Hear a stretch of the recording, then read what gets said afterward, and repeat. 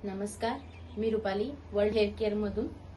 मी आज तुम्हाला पेशंटला जी ऑक्सिजनसाठी नेझल कॅन्युला वापरली जाते त्याबद्दल माहिती सांगणार आहे आणि दाखवणार आहे की ती योग्य पद्धतीने कशी वापरायची। तर असं होतं की याचा वापर चुकीच्या पद्धतीने केला जातो, त्यामुळे आपण अगोदर बघणार आहोत की वापर त्याचा योग्य रीतीने कसा करायचा।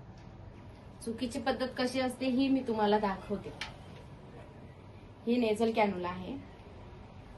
हिला लावताना कधी पण हे जे त्याला वरती प्लास्टिक मध्ये छोटस टोक आहे ना, ते राईट साइड वरती घ्यायचं असतं, अप्पर साइडला। आणि ही नेझल कॅन्युला लावताना बऱ्याचदा ही जी पद्धत वापरली जाते ही चुकीची पद्धत आहे। या साइडनी असं घेतात, त्यानंतर इथं ब्लॉक करतात, इथं पाठीमागे लॉक करतात। हे असं लावल्यानंतर जेव्हा पेशंट झोपत असेल ना, त्यावेळेस इथं जी ही पाईप आहे, ही ट्यूब आहे, ही ब्लॉक होऊ शकते आणि असं ब्लॉक झाल्यामुळे पेशंट पर्यंत ऑक्सिजन पोहोचणार नाही। त्यामुळे ही जी पद्धत आहे ही वापरायची नाही आपल्याला, ही रॉंग आहे। तर आपण बघणार आहे की याचा योग्य वापर कसा करायचा। ही जे नेझल कॅन्युला आहे याला प्लास्टिकचं टोक आहे वरती, ते कधी पण अप्पर साइडने घ्यायचं। पण ही जी ट्यूब आहे ही अशी न टाकता हिला समोरूनच आपण अटॅच करणार आहे।